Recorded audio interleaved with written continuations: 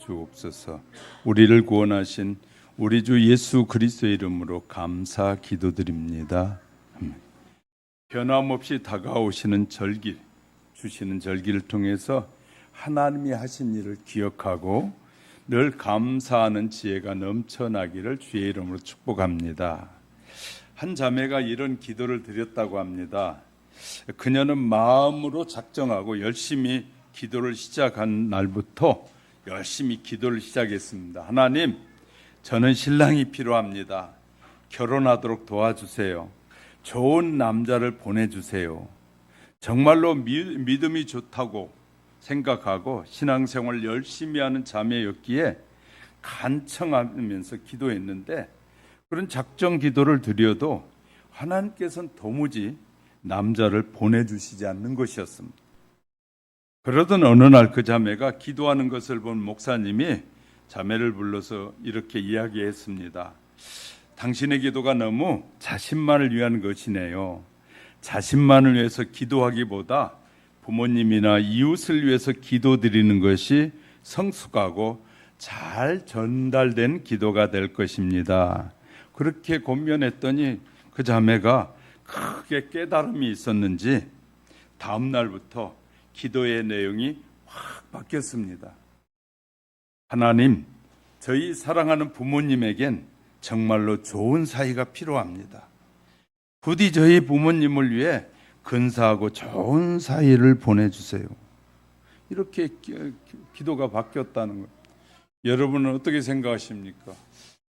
기도가 잘 바뀌었는 것 같아요? 그렇지 않으면 전혀 다르게 바뀐 것 같아요? 여러분이 잘 생각해 보시고요. 본문에 소개하는 하나님께서 과거나 현재나 그리고 미래 속에서 똑같이 살아 역사하시는 전능하신 분이다라는 사실을 우리에게 말씀하고 계십니다. 창조주 하나님께서는 택하신 백성들이 애굽의 압제하에서 노예 생활을 하며 간절하게 기도할 때 모세를 지도자로 세워서 출애굽의 역사를 이루어 주셨습니다. 그 뒤 모세의 대업을 요수아가 이어받게 됩니다. 가나안 정복이라는 승리의 역사를 만들었습니다. 그 후에 요수아는 그 땅을 이스라엘 백성들에게 분배해 주면서 자신은 에브라임 지파에 속한 한 산지만을 차지했습니다.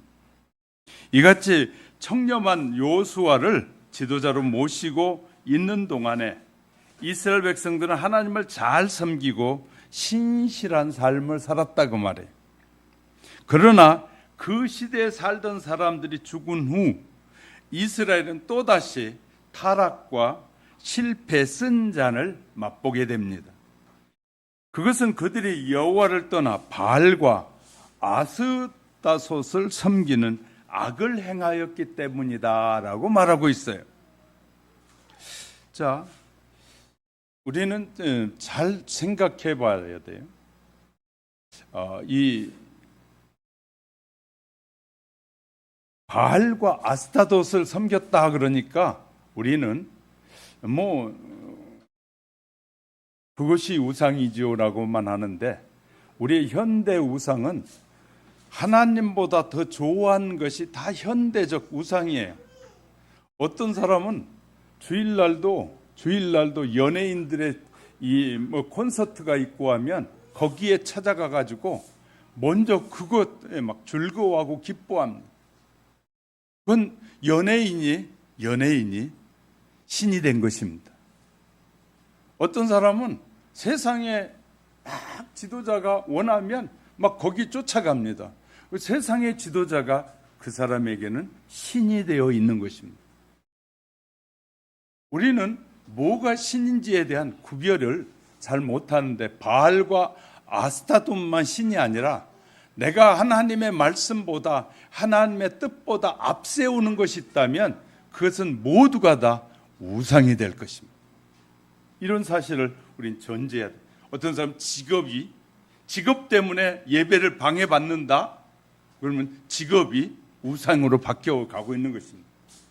오늘 다양한 환경 속에서 시대가 변하면서 우상이 다양해지기 시작했어요. 이것을 분별하는 영적 눈을 가져야 되고, 분별력이 있을 때 우리 하나님을 잘 섬기는 신앙이 될 것입니다. 오늘은 매주절기를 지키는 일은 하나님께서 원하시는 일이라는 사실을 다시 한번 기억하면서 자녀들에게 원하시는 그 삶이 무엇인지를 조명해가는 시간에 더 저와 여러분이 하나님의 말씀이 더 믿어지고 깨달아지는 은혜의 역사가 충만해지기를 주님의 이름으로 축복합니다. 저는 이렇게 첫 번째 주제를 잡아 다시 기록한 역사는 하나님의 섭리였다, 이렇게 했어요. 본문은 애굽에서 고통당하며 살던 이스라엘 백성들을 이끌고 나온 모세의 뒤를 이은 지도자의 성공적으로 자손들을 가나안 땅에 여호수아가 잘 인도했습니다. 신실하게 하나님을 여호와를 섬기던 여호수아의 생애를 간략하게 서술하고 있어요. 즉, 한 사람의 역사를 기록하고 있다 그 말이에요. 그런데 본문의 내용과 거의 똑같은 것이 우리가 읽은 본문보다 조금 앞에 여호수아서 24장 38절 이하에 기록되어 있습니다. 기록되어 있습니다. 자세히 보면 사용하는 용어나 이런 것이 거의 똑같다고 할 수 있어요. 그래서 본문을 읽어보면 다시 쓴 역사다. 앞에서 여호수아가 끝나면서 마무리했는데 그것을 다시 이어서 역사를 다시 쓰면서 설명해 가고 있다 그 말. 그렇다면 왜 사사기서의 기록자는 여호수아서에 이렇게 언급된 그의 역사를 다시 기록하고 있을까요? 그것은 그만큼 역사가 중요한 의미를 지니고 있다라는 뜻입니다. 역사가 중요하다. 역사를 정의해 보면 역사를 영어로 표기할 때 히스토리라고 말합니다. 원래 히스토리라는 단어는 그의 의미인 히스와 이야기라는 스토리가 섞어져서 함께 돼서 그의 역사다라고 말하고 있어요.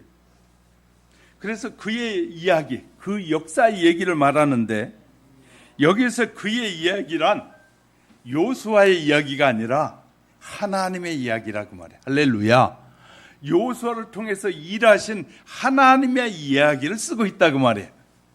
창조주 하나님이 어떤 일을 하셨는지에 대한 이야기를 쓰고 있다. 할렐루야. 이 성경에서 말하는 히스토리는 하나님이 무슨 일을 하셨는지에 대한 이야기를 쓰고 있어요. 어떤 사업가든 또 잘난 사람들은 자기야 얘기를 써가지고 이 사람들에게 자기가 어떻게 성공했는지에 대한 걸 쓴 것처럼 성경은 하나님의 이야기로, 예수님의 이야기로, 성령님이 어떤 일을 하시는지 이야기로 쓰여진 내용들이 전부 다 성경의 내용이야. 할렐루야. 하나님이 무슨 일을 하셨는지. 그래서 이스라엘의 역사는 하나님이 역사하셨다는 거야. 하나님이 일하신 역사다. 그래서 하나님이 샘플로 한 민족을 택하여 하나님이 어떻게 일하시는지를 온 세상의 사람들에게 보여주고 있는 내용이다. 할렐루야. 하나님의 얘기란 말이에요. 본문에 언급한 내용이 바로 여호수아 한 사람의 역사 같지만 그 역사조차 하나님이 섭리했기 때문에 이루어진 역사다. 그래서 중요하다는 것입니다.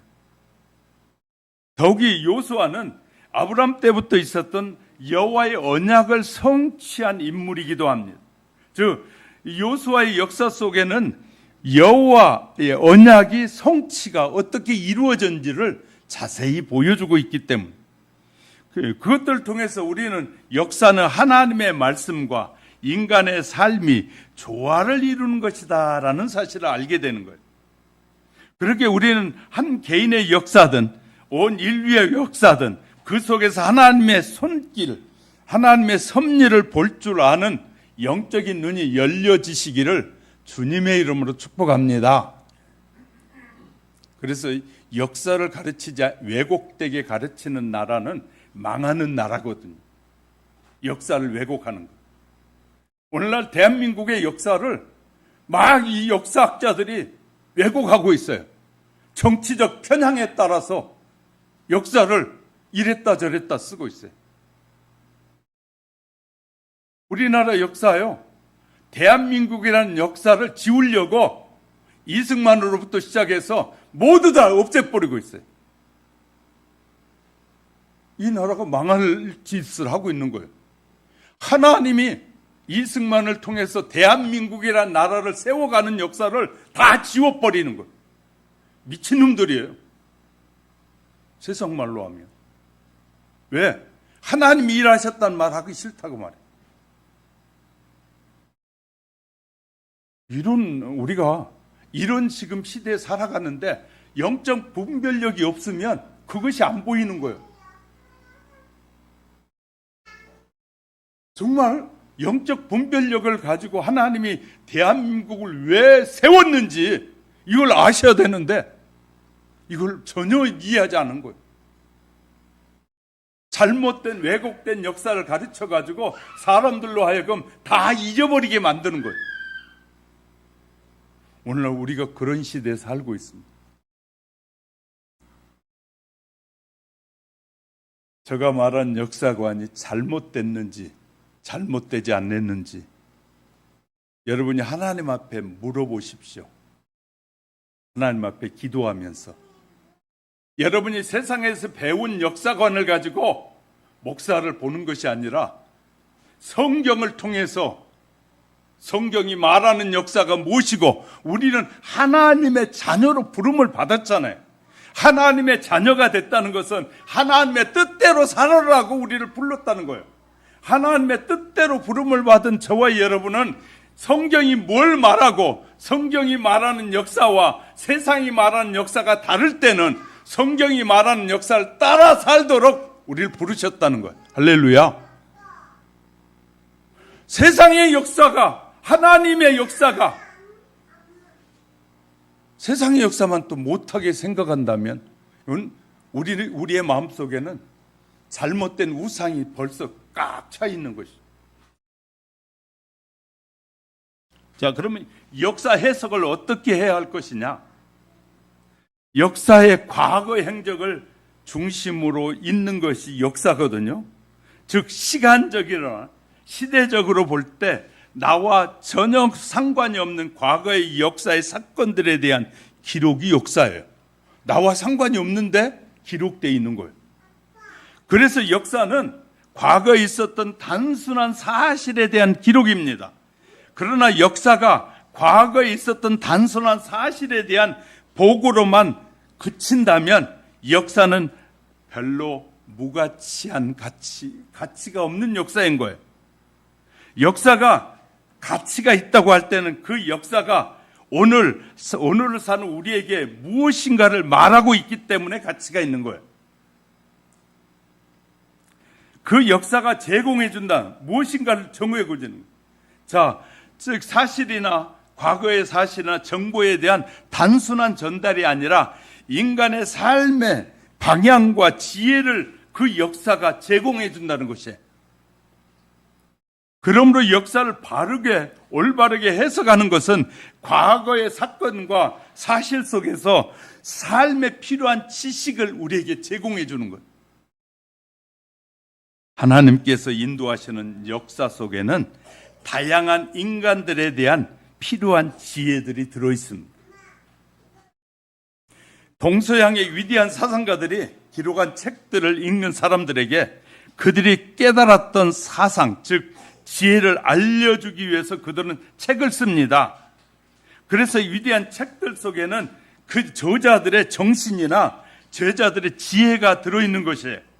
이런 정신이나 지혜는 읽는 독자들에게 관심을 불러일으키고 더욱이 삶 속에 깊은 감동을 주기도 해요. 그뿐만 아니라 이 독자들의 삶까지도 변화시키는 이런 과정의 역사를 해석하는데도 필연적이라고 할 수 있어요. 그래서 어떤 사람들은 이 사람들이 기록한 그 내용, 그 사람의 쓴 책에 홀딱 빠져가지고 하나님보다 그 사람을 더 추앙하는 그런 사람들이 있어요. 사상가들을 추장하기도 하고. 얼마나 그들이 이렇게 표현을 잘 해놨는지 그거에 쑥 빠져버려요. 그래 그 사상에 몰입하기 시작하는 거예요. 이런 역사 해석 방법은 능동적 해석 방법이라고 할 수 있는데, 그러므로 역사에 대한 해석의 관점은 이제껏 우리가 깨우치지 못했던 음성을 듣게 될 것이고, 역사를 잘 공부하면 하나님의 역사를 통해서 말씀하시는 음성을 듣게 될 것이고요, 새로운 의식 속에서 살아갈 수 있도록 우리 인도하심을 발견하게 될 것입니다. 결론적으로 역사에 대한 올바른 해석이란 먼 시대에 어떤 사건이 있었던가에 대한 관심이 아니라 그 역사가 오늘 우리에게 무엇을 가르쳐주고 있는가를 찾아보는 것입니다. 그래서 역사 해석이 중요한 것이에요. 역사에 대한 가치를 어떻게 평가해야 할 것이냐. 성경 역사에 출연하는 인물들은 두 가지 종류로 구분해 볼 수 있어요. 만일 우리가 정직한 마음을 가지고, 정직한 마음을, 내가 성경의 기준으로 한 정직한 마음을 가지고 여로보암이나 아합이나 므낫세나 가론 유다에 대해서 읽는다면 우리는 그릇된 삶이 무엇인지를 깨닫게 될 것입니다. 아, 이렇게 살면 안 되는 것이구나를 깨닫게 될 것입니다.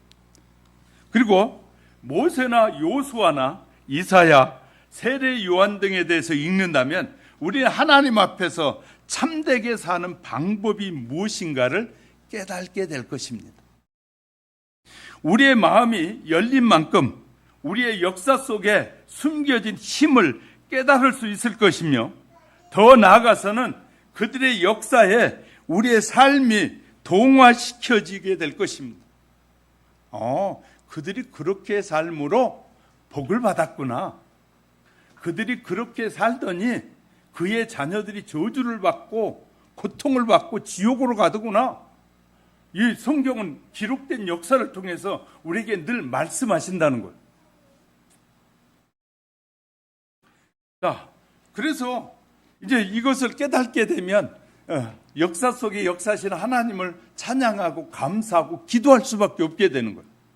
승리케 하신 수많은 그들의 삶에도 수많은 역경이 있고 고통이 있고 어려움이 있었음에도 불구하고 그들이 하나님을 붙잡고 끝까지 가더니 결국 승리하더라라는 기록을 통해서, 역사를 통해서 우리에게 나도 모세처럼 요수아처럼 끝까지 하나님의 말씀을 붙잡고 세상 바라보지 않고 살아가더니 저렇게 승리했구나를 배우게 되는 거예요.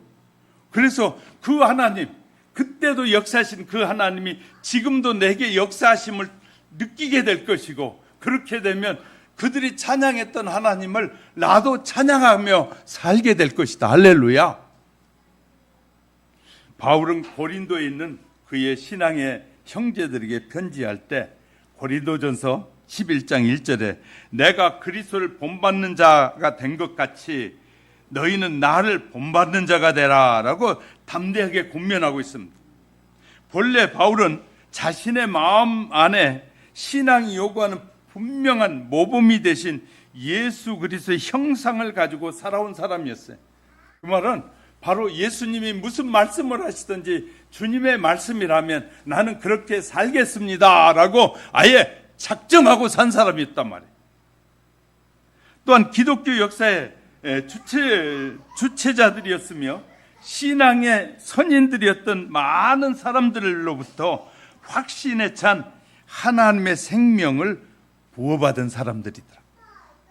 우리는 기록하신 역사의 가치를 올바로 이해함으로 실수를 되풀이하며 변함이 없는 다양한 상황을 극복해 나갈 수 있게 될 것입니다. 좀 더 높고 힘찬 이상을 소유할 수 있게 될 것입니다. 결국 본문에서 다시 쓴 역사는 당시 이스라엘 백성들에게 새로운 경각심을 불러일으키기 위한 것이었기에, 또한 반복된 실수를 저르지 말라고 오직 여호와를 경외하는 신앙으로 인도하기 위함이었음을 우리 모두 깨닫게 되시기를 주님의 이름으로 축복합니다. 두 번째는 거룩한 신앙의 유산을 기억하고 살아야 된다.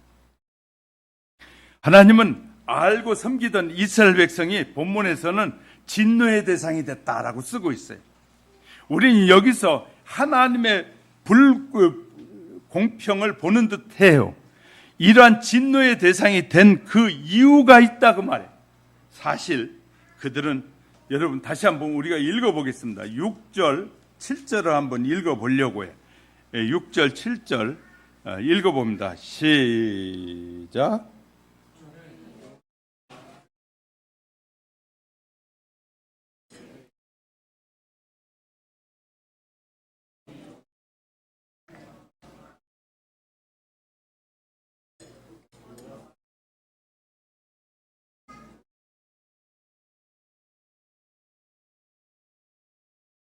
여호와를 섬겼더라. 여기서 알 수 있듯이 여호와가 사는 날 동안에는 가나안에 많은 땅을 기업으로 차지했었고 여호와를 잘 섬겼다고 기록하고 있어요. 그런데 왜 어떠한 이유로 인해서 하나님의 진노의 대상이 됐을까요? 여호와를 잘 섬길 때는 하나님의 복을 받았는데 언제부턴가 하나님의 진노의 대상으로 바뀌기 시작했다라고 성경은 쓰고 있어요. 부모가 자녀들에게 신앙교육을 소홀히 했다 그 말이에요. 본문 10절을 다시 읽어보겠습니다. 10절 읽어봅니다. 시작. 그 시대의 사람도 다 그 조상들에게로 돌아갔고 그 위에 일어난 다른 세대는 여호와를 알지 못하며 여호와께서 이스라엘을 위하여 행하신 일도 알지 못하였더라. 야, 이거 심각한 기록이 나오죠. 요수아 시대 사람들은 죽은 후에, 요수아가 죽은 후에 새로운 세대가 태어난 하나님을 알지 못했다는 말씀으로 기록되어 있어요. 여기에서 우리는 이스라엘 백성들이 그들의 자녀들에게 하나님을 가르치지 않았다는 것을 알 수 있어요. 하나님을 전혀 가르치지 않았다는 것.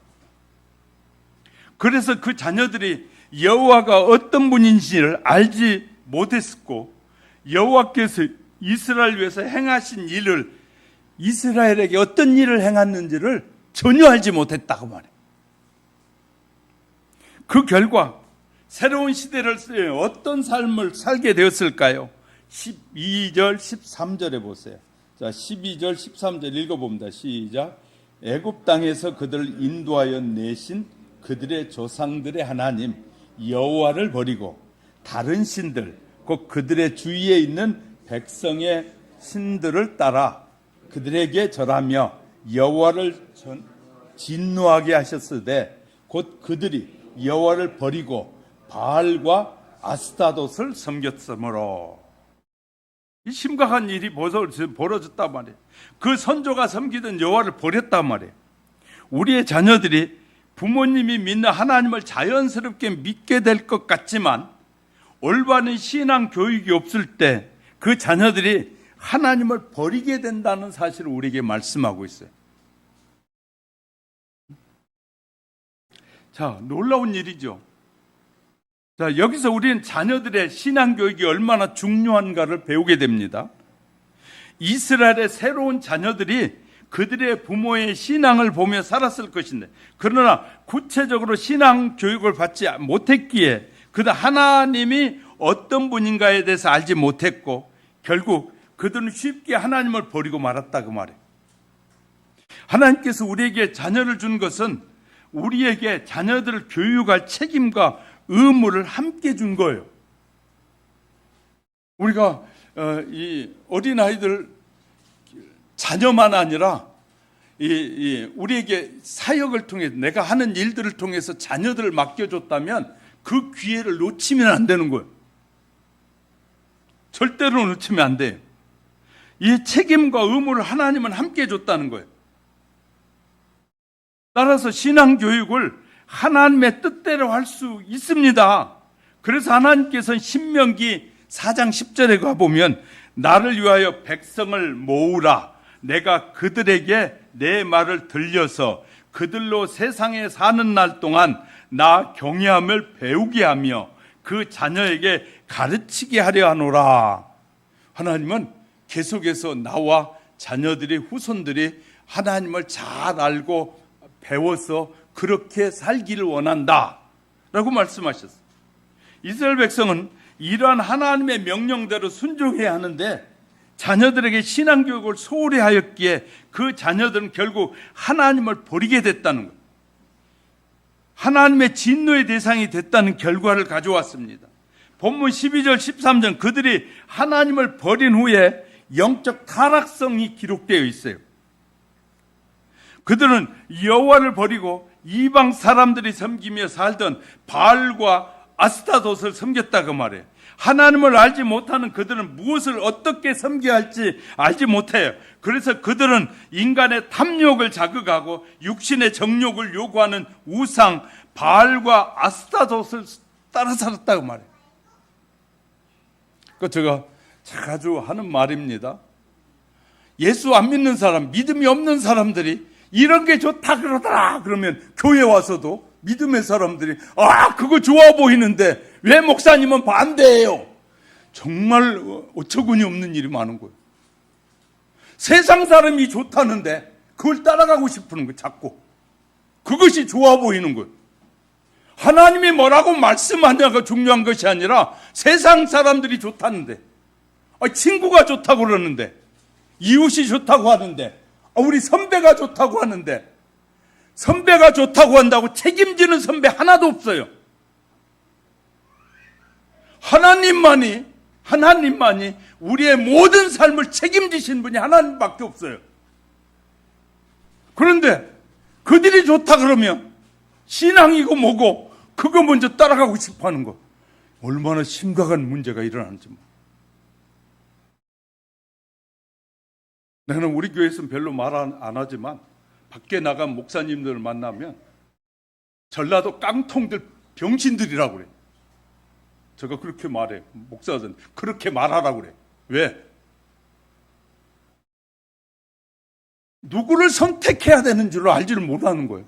성경을 아는 장로, 집사들 줄줄이 서가지고 목사님 얘기하는 거 틀렸어요. 자기가 맞다는 거예요. 세상에 하나님보다 세상 사람들에게 예수를 믿지 않고 예수를 알지 못한 사람들이 얘기하는 것이 더 맞다고 말하는 거예요. 그래서 목사에게 대들고 내가 이 교회에 안 나온다 그러고 이런 개 같은 경우가 어디 있냐고. 당신이 하나님을 믿는 사람이요 사람을 믿는 사람이요 말하라고.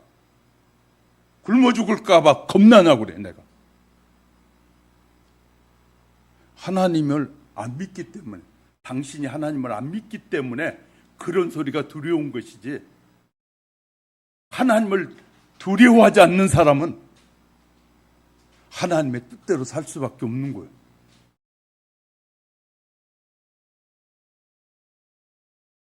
헬라스 사람들의 종교성은 좋은데 잘못된 종교에 빠진 거예요.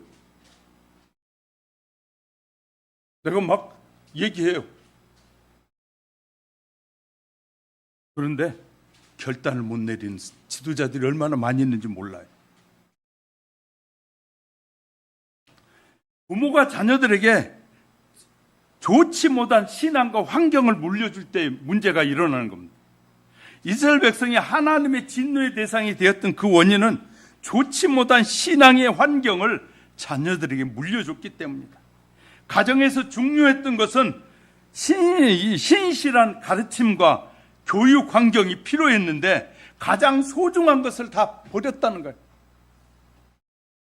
자라는 동안에 어릴 때 교육을 시켜야 되는데 어릴 때 교육 안 하니까 그냥 학원 보내는 것이 최고고 어린이집 보내는 게 최고라고 생각하고 신앙교육 안 하니까 결국 그 자녀들이 자라서 우상을 숭배하게 되고 하나님의 저주의 대상이 되고 만단 말이야.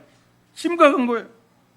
시편 1편 1절에서 이런 말합니다. 복 있는 사람은 악인의 길을 쫓지 아니하며 죄인의 길에 서지 아니하며 오만한 자의 자리에 앉지 아니한다 라는 말씀이 무슨 말이냐면, 이 말씀은 죄가 가득한 환경을 멀리하라는 교훈이에요. 예수 믿는 사람들이 술자리, 그거 뻔히 술자리인 줄 알아. 가면 2차, 3차 갈 자리인 줄 알아. 그러면서도 가. 그 앉았다가 체면 때문에 한 잔 먹고 체면 때문에 2잔 먹다가 어느 날 술주정뱅이가 되는 거예요. 자기가 하나님에게서 멀어져 버리는 거예요. 그 자리가 악한 자들의 자리라면 피하면 되잖아요. 안 가면 되잖아요. 잘릴까 봐 겁나요? 하나님이 내가 잘리는 모습을 하나님이 모를까요? 그렇다면 하나님을 안 믿는 사람, 하나님은 나의 일거수일투족을 다 기억하고 계신 하나님. 오늘날 믿음이 얼마나 약해져 가고 있는지 몰라요. 세상 정치 지도자가 두려워서 말을 못하는 이 벙어리들이 많은 시대가 된 거예요. 자기 먹고 살 것 다 떨어질까 봐 걱정하는 지도자들이 많아졌어요. 그러니 병드는 거예요. 왜? 교회에서 가르쳐야 될 올바른 하나님을 안 가르치고 하나님을 말하지 않으니까 병들어 가고 있는 거예요. 심각한 거예요, 오늘날 우리 시대가.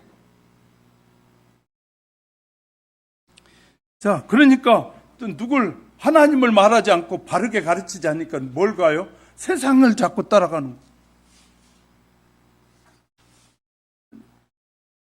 목사님, 여기요, 다른 분들하고 갔더니 여가 이거 너무너무 좋아요. 너무 좋아요. 그랬더니, 아이고, 내가 보기에도 좋네요. 그게 잘못됐으면, 그렇지, 그러면 안 됩니다. 그렇게 가르쳐야 되는데, 아이고, 괜찮네요? 왜? 혹시 그 말했다가 헌금 안 낼까봐. 헌금 내는 거 줄여들까봐. 혹시 나갈까봐. 혹시 교회 나가서 교회 안 나올까봐 별 걱정을 다 하는 사람들이 많이 있어요. 정말 그런 거 볼 때마다 야, 정말 하나님을 말하지 않고 사는 사람 참 많구나. 자, 우리는 사사기 1장 27절 이하에서 볼 수 있어요. 완전히 쫓아내잖아. 하나님께서 가나안 땅에 들어가면서 요수아에게도 가르쳤어요. 너희가 그 땅에 들어가면 그들의 우상을 전부 없애버려야 되고 그들의 민족, 살고 있는 민족을 다 없애버려야 된다라고 말씀하셨는데 안 없애니까 지금도 이스라엘이란 나라는 존재하는데 이스라엘의 불순종한 대가가 지금 하마스가 되고 헬지볼라가 돼서 지금도 계속해서 싸움질을 하고 있어요. 이 얘기는 어디에 나온 거예요? 요수아서에 하나님이 한 약속을 지키지 않는 결과가 지금도 저짓을 하고 있어요. 얼마나 많은 사람들을 서로 죽이고 살리는지 몰라요. 하나님은, 자, 절 보세요. 하나님은 사람을 살리시도록 당신의 아들을 이 땅에 보내셨어요. 그런데 세상의 지도자를 우리가 어떻게 분별해야 되냐면 세상의 지도자가 사람을 살리려고 하는지 사람을 죽이려고 있는지 그 옆에 가는 사람들이 다 죽어나가. 그러면 이 사람 죽이는 사람이요. 김정은이 옆에 가서 잘못 하나만 하면 다 죽어나가. 그거 김정은이가 지도자가 좋은 지도자입니까? 마귀 새끼지? 그러니까 그 사람 옆에 가면 사람과 관계를 맺는 사람이 다 죽어나가. 그건 사람을 죽이는 지도자예요. 하나님은 당신의 아들을 이 땅에 보내서 죽어가는 영혼을 살리시려고 보내셨다고 이렇게 말해. 성경적으로 말하는 것이 무엇인지, 성경이 뭘 말하는지 우리가 잘 아는 건 너무너무 중요해요. 내가 올바른 신앙을 갖지 않고 살면 결코 나도 그렇게 사는 거예요. 좀 심각한 것이요. 이스라엘 백성들은 하나님의 말씀에 청종하지 않았단 말이에요. 이러한 환경에서 자란 이스라엘의 새로운 세대는 부모의 행위에 따라서 자연히 이방 종교와 타락의 길로 빠지고 있단 말이에요. 그 결과 하나님의 진노가 임해 14절에 이렇게 기록해 주고 있습니다.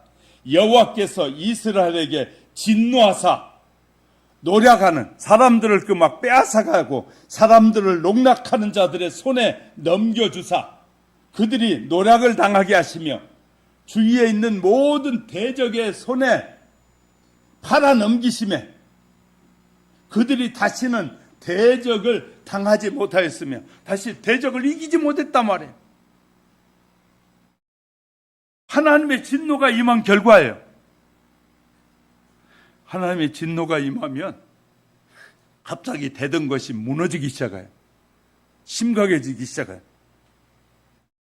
이들의 부모는 하나님께서에 대한 불순종과 그들에게 물려준 이방 우상의 타락을 배울 수밖에 없었던 환경과 올바른 신앙이 무엇인지 교육받지 못한 결과로 하나님의 진노를 받을 수밖에 없었다고 말해요. 자녀들의 가장 좋은 유산은 하나님을 섬기는 유산입니다. 하나님을 잘 섬기는 것이 우리에게 가장 큰 유산이에요. 돈은 한 푼도 안 주더라도 예수 믿는 신앙만 주면 자녀들은 사는데 지장이 없어요. 할렐루야. 하나님이 보장해주고 책임져 줄 것이니까. 근데 우리는 너무나 많은 부모들이 너무 하나님보다 마음이 좋아가지고 나는 안 먹고 못 살고 살아도 자녀들에게 남겨주겠다고 별짓을 다 해. 사기를 치고 거짓말을 하고 다른 사람이 배고파하고 눈물 흘릴 때 그들의 눈물을 돌아보지도 않고 그냥 내 자식 주겠다는 그 사랑이 왜곡된 사랑이고 잘못된 사랑이라는 걸 모르는 거예요. 내 자식만 주면 된다는 거예요. 성경 그렇게 가르치지 않아요. 내가 너에게 준 것은 너가 하나님의 영광을 위해 마음껏 써라. 그리고 너의 자녀가 나를 믿고 내게 구하고 찾으면 내가 그에게도 필요한 모든 것을 주리라. 이거 하나님의 약속이에요. 할렐루야. 왜 하나님의 약속이에요? 하나님은 각자에게 준 달란트를 따라 준 것을 하나님의 영광을 위해서 눈물 뿌리는 이웃이 있고 아파하는 사람이 있으면 베풀어 줄 수 있고 그러면서 사는 것이 하나님의 자녀의 삶이라는 거예요. 한국교회가 얼마나 잘못되어 있는지 소천하시는 권사님들이나 장로들이 교회에다가 유산을 남기는 사람이 없어요. 신앙이 잘못돼가지고. 어디다가 하냐면 사회단체에다가 예수 믿는 사람이 사회단체에다가 하고 세상에다가 줘가지고는 자기에게는 아무런 축복이 아니에요. 그 다음에 교육기관에다 맡기기도 하고 아니 자기는 하나님의 자녀 하나님의 주신 것으로 살아놓고 하나님을 알지 못한 사람들한테 갖다 주는 거예요. 나머지 재산은 쓰라고 그렇게 산다는 거예요. 이것이 성경을 잘못 이해하고 있고 잘못 알고 있는 사람들의 삶이에요. 거기에다 내면 교회에다 내면 자기 이름이 안 나오는데 사회단체에다 내면 신문에 대해서 특별히 해주거든. 자기 이름이 나타나요. 하나님의 이름을 높이는 것이 아니라 자기 이름을 높이고 싶은 거예요. 이런 시대에 우리가 살고 있어요. 정말 성경적으로 성경을 해석해 가다 보면 우리의 삶이 건 80% 이상이 잘못된 삶에 머물러 있을 때가 너무 많은 거예요. 여러분, 하나님께로 돌아와야 합니다. 자, 여러분 자녀가 복되기를 원하십니까? 신앙의 유산을 물려주기 원하십니까? 그러기 위해서는 좋은 모습의 본을 보여야 되고 좋은 환경을 물려줘야 할 것이고 올바른 신앙 교육을 통해서 성삼위 하나님께 영광을 돌리도록 여러분이 교육하셔야 된다는 사실도 잊지 마시기 바랍니다. 세 번째는 하나님이 주신 절기의 약속을 실천하라는 거예요. 본문은 그 타락의 역사를 통해서 지난 시절을 기억하고 절기를 통해서 신앙을 회복하는 길이, 그래서 절기는 신앙을 회복하는 것이에요. 아, 하나님께서 일하셨지 내가 한 것이 아니지. 이스라엘을 이렇게 축복해 준 것은 하나님이 하신 일이지, 이 종에서 자유인이 되게 한 것도 하나님이 하신 일이지, 절기를 통해서 하나님을 바라보게 하는 거야. 할렐루야. 신앙을 회복시키는 것이 절기예요. 그 말은 첫째, 하나님의 말씀에 순종해야 축복의 약속이 이어진다는 거예요. 하나님은 반드시 약속대로 축복하신 하나님. 할렐루야. 하나님은 당신이 한 약속을 신실하게 지키는 자에게 그 신실한 지킴에 대한 보상으로 축복을 주시는 거예요. 할렐루야. 자, 이스라엘 백성들이 여호수아를 지도자로 세우고 가나안을 향해서 전진할 때 맨 처음 다가온 요단강이 있었습니다. 이스라엘 백성들이 요단에 도착했을 때 모맥식이라, 그 시가 모맥식이라고 해요. 모맥식이란 무슨 말이냐? 요단강이 이제 보리를 거두기 시작할 때는 물을 안 쓰니까 비가 많이 오고 해가지고, 요단강이 조그만 강에 우리 성내천 같은 거예요. 성내천 같이 조그매요. 그냥 이 건기 때는. 그런데 이 비가 많이 내리면, 우리 성내천도 비가 많이 내리면 막 물이 철렁철렁하게 넘쳐가요. 그러듯이, 그런데 요단강이 지금은 그냥 길로도 건너가요. 건기 때는 그냥 우리가 돌 베고 건너가요. 그런데 모매기 때가 되면, 다시 말해 이 보리를 추수할 때쯤 되면 비가 많이 내려가지고 4m 높이에다가 30m 높이로 넓어져 버려요, 강이. 그러니까 막 물이 세게 내려간다는 거예요. 세게 흘러가는데 그 이 모래시기 이때에 헬몬산에서 내린 물이 막 쏟아져 내리니까 이 강물에 다 떠내려가는, 두려워서 못 건너는 거예요. 근데 그때 하나님께서 여호수아에게 이렇게 말해. 제사장이 먼저 뭘 메고, 언약궤를 메고 그 물에 가서 딱 발을 디디라고 말해요.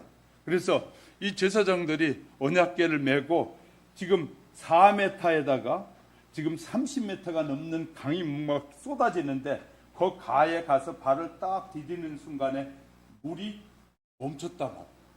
그리고 그들이 하나님의 약속대로 그 길을 바짝 마른, 다시 말해 젖지 않고 건너갔단 말이에요. 그러니까 하나님의 말씀대로 순종했더니 기적이 일어났단 말이에요. 기적이 일어났다. 그뿐만 아니잖아요. 그들이 건너간 다음에 여리고성을 만났어요. 여리고성은 세계 여러 나라에서, 성 중에서 여리고성 같이 튼튼한 성이 없었어요. 이중성이었어요. 다시 말해 4m가 넘는 이 성의 높이 위에 또 4m가 넘는 성이 이중으로 쌓여진 성이 바로 여리고성이에요. 이렇게 엄청난 성이, 그래서 사람들은 그 성을 못 무너뜨린다, 아무도 전쟁에 못 이기는 성이에요. 그런데 하나님께서 7일 동안 돌라고 하셔. 이스라엘 백성들은 언약궤를 메고 하루에 한 바퀴 돌고 6째 날이 끝나 7째 날은 하나님이 7바퀴를 돌라고 해요. 그리고 그 성을 향해서 함성을 지르라고 해. 자, 그들이 순종했더니 그 여리고성이, 그 당대 엄청난 성이 밖으로 무너지는 것이 아니라 안으로 무너져서 안에 있던 수많은 군사들이 죽었다고 말해요. 하나님의 말씀에 순종하니까 기적이 일어난 거예요. 그리고 나서 그 다음에 또 성을 만났더니 아이성을 만났어요. 하나님께서 뭐 하지 말라고, 욕심 부리지 말라고 하는데, 여리고성에 승리하고 나니까 그 여리고성의 모든 것들을 절대로 개인이 갖지 말라고 했는데 개인이 욕심을 부려 싹 감춰놓고 여호수아가 올라가자는데, 아이성은 여리고에 비하면 10분의 1도 안 된 성이에요. 그런데 그 성에서 이스라엘 백성이 3,400만이나 죽어요. 3,400명이나 죽어요. 왜? 하나님 앞에 불순종하니. 앤드류 모레이라는 이 신학자가 이런 말이에요. 우리가 예수를 믿는 그 순간부터 우리는 순종 학교에 입학한 것이다.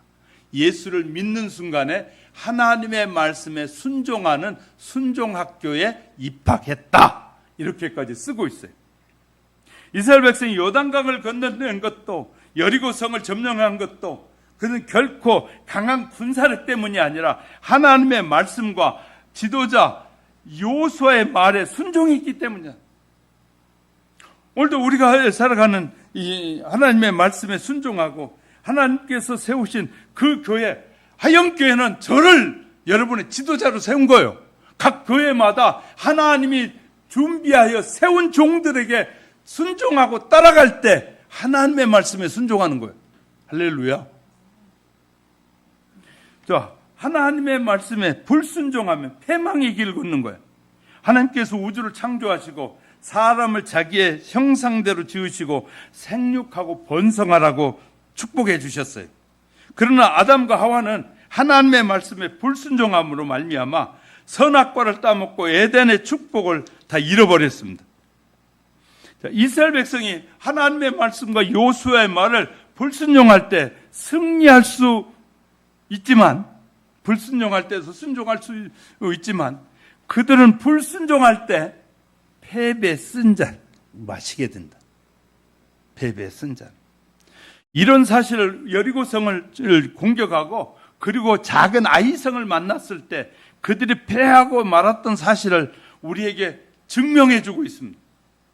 즉 아간이 하나님의 말씀에 불순종하고 탐심이 생겨서 여리고성 전투에 가져온 전리품들을 훔친 이유 때문입니다.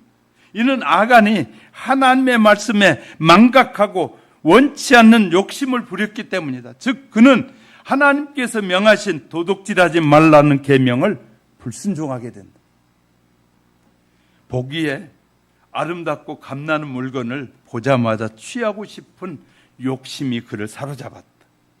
그래서 바울은 로마서에 이렇게 쓰고 있어요. 로마서 5장 19절에 한 사람의 순종치 아니함으로 많은 사람이 죄인이 된 것 같이라고 쓰고 있어요. 하나님은 불순종하는 사람을 기뻐하지 않습니다. 우리가 자라온 문화, 습관, 과감하게 버리고 말씀에 순종하며 살아야 됩니다. 우리의 사상과 이론이 하나님의 말씀에 걸림돌이 되고 과거의 경험과 지식이 걸림돌이 되면 안 됩니다. 그런 모든 불순종의 요소들이 다 회개함으로 제거해야 됩니다. 하나님께서 여러분에게 성령님 내가 회개할 것을 기억나게 해달라고 기도하면 여러분이 살아왔던 말했던 것들을 성령님이 다 기억나게 하십니다. 기억나게 할 때마다 회개하면 돼요. 제가 늘 말씀드렸어요. 제가 하나님 앞에 기도하다가 보여줘서 회개했더니 하나님이 그때마다 지우셨다고.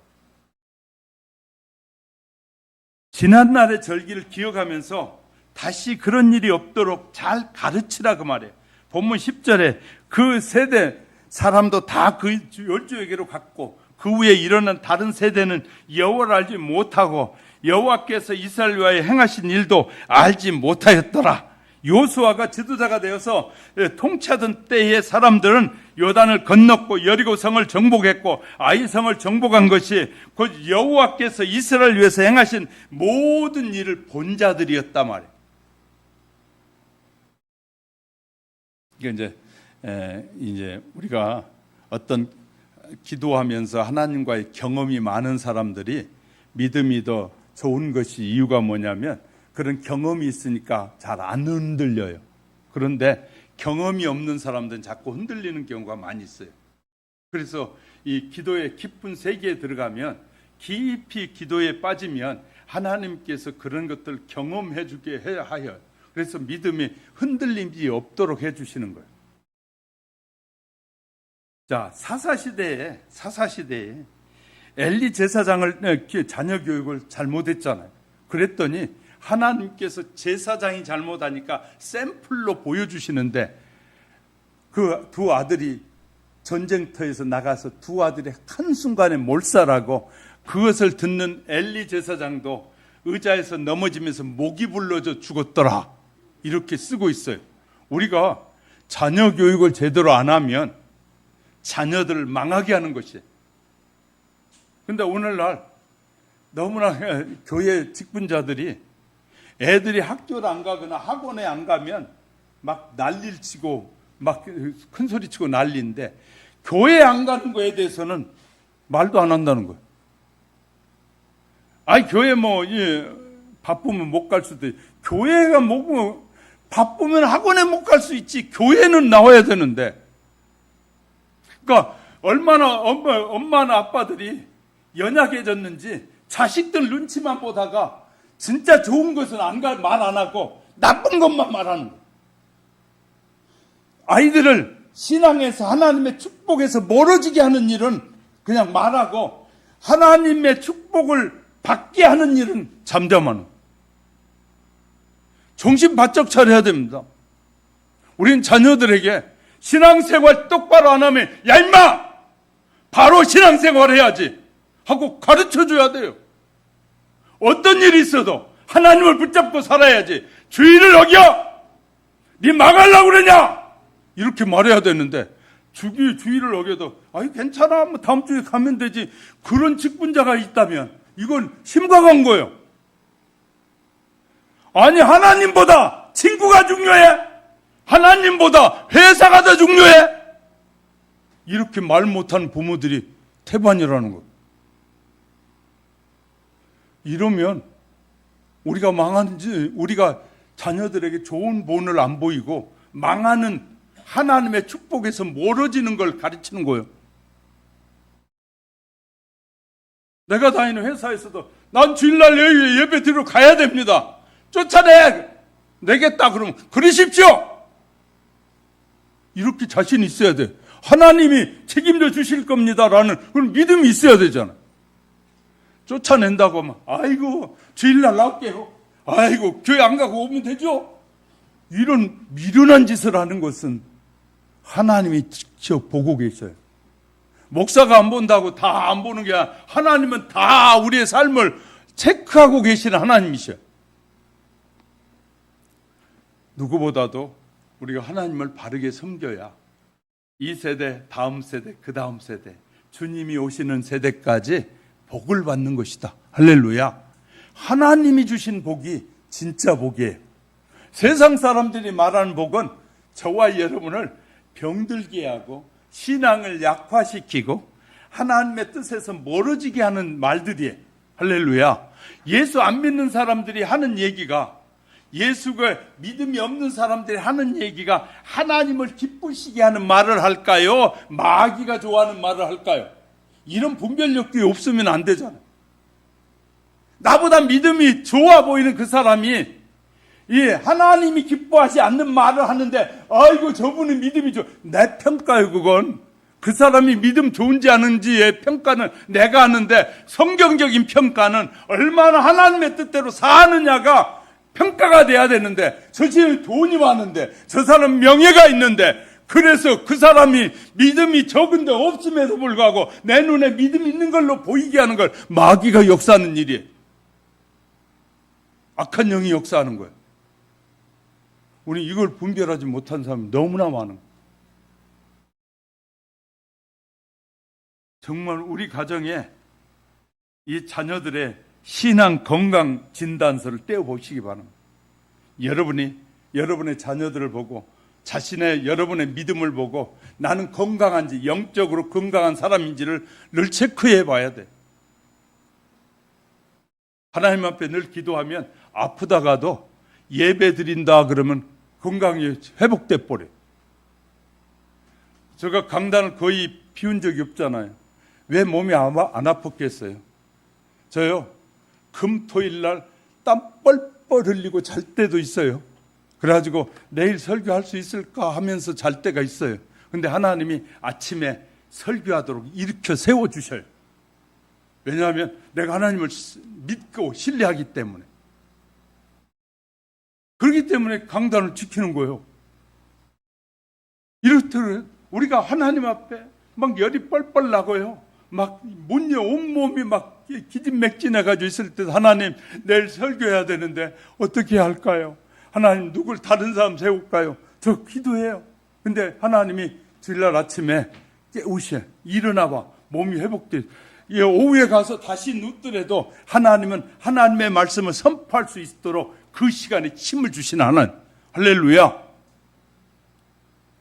제가 주일날 오후에 가서 퍼질 때가 한두 번이 아니에요. 100번씩 퍼질 때도 있어요. 왜냐하면 그렇게 몸이 안 좋을 때도 있어요. 그런데 하나님은 메시지 전할 때는 힘을 주셔요. 왜? 하나님이 기뻐하는 말을 하기 때문에. 하나님이 원하시는 말을 증거하기 때문에. 얼마나 놀라운지 몰라요. 사랑하는 성도 여러분, 우리는 하나님이 주신 복이 최고의 복이다. 자꾸 세상에서 들려오는 소리를 말씀을 가지고 다시 되새겨 봐야 돼. 세상에 이런 것이 좋다더라. 그런데 가만히 말씀을 묵상하면서 하나님, 세상 사람이 이것이 좋다고 하는데 하나님 뭐가 좋아요? 하고 이렇게 여러분 물어보셨어요? 저는 물어봐요. 하나님, 바로 판단하게 도와주시고 바로 깨닫게 도와주세요. 그리고 이렇게 물어요. 하나님은 그때마다 말씀으로 역사하셔요. 저에게 깨닫게 해주시는. 그러니까 우리가 내가 뭘 의지하고 사느냐 중요한 것이에요. 뭘 의지하고 사느냐. 주님을 의지하고요. 그래서 운전하면서도 하나님 찬양하고 하면서도 하나님 지혜가 필요해요. 성령의 충만함이 필요해요. 저가 넘어지면 하영교회 성도들 다 넘어질 수 있잖아요.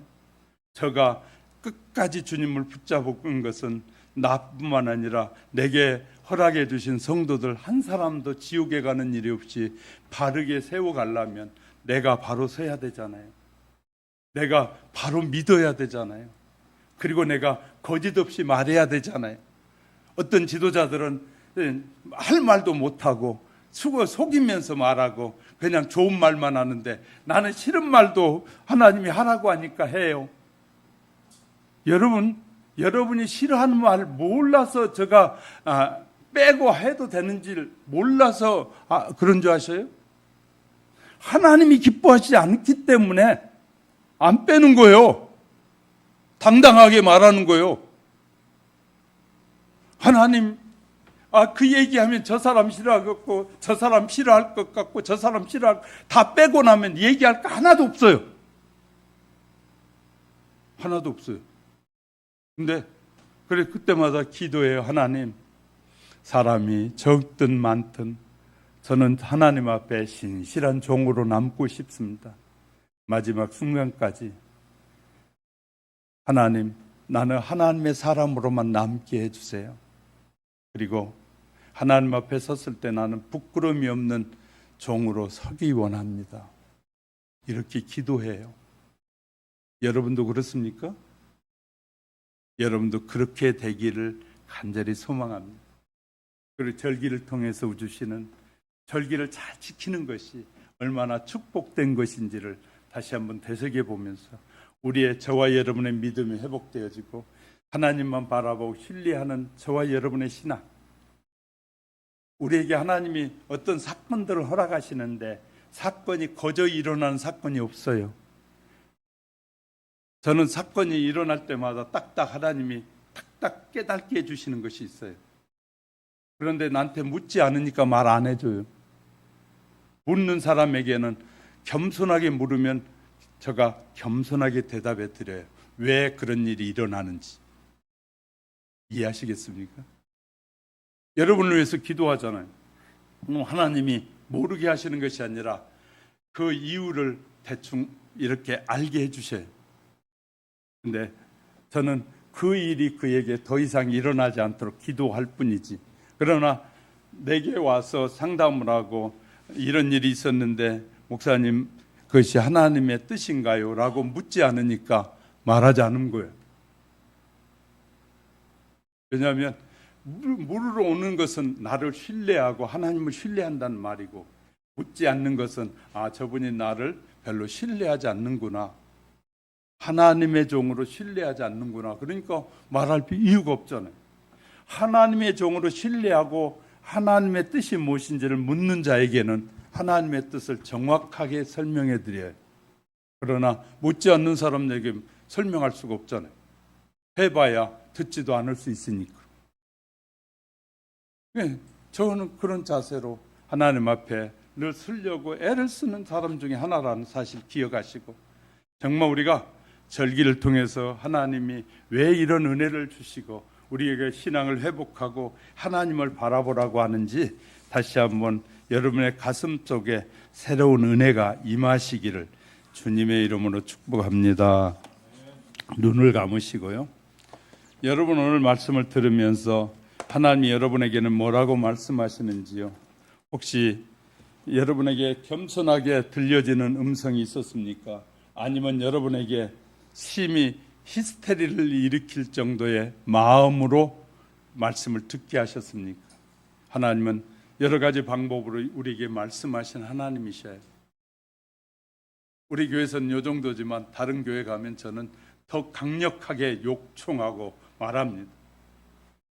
정말 여러분이 오늘 요수아를 통해서 말씀하시는 사사기서 2장 6절부터 15절을 통해서 말씀하시는 하나님의 음성이 여러분에게 주의 종을 통해서 제대로 들려주셨다면, 하나님, 내가 신앙의 소중함을, 신앙의 유산을 자녀들에게, 이웃들에게 열심히 전할 수 있도록 힘과 지혜를 주시고, 내가 먼저 예수 그리스도를 닮아가는 신실한 삶의 역사를 이어가게 해달라고 잠시 기도드리십시다.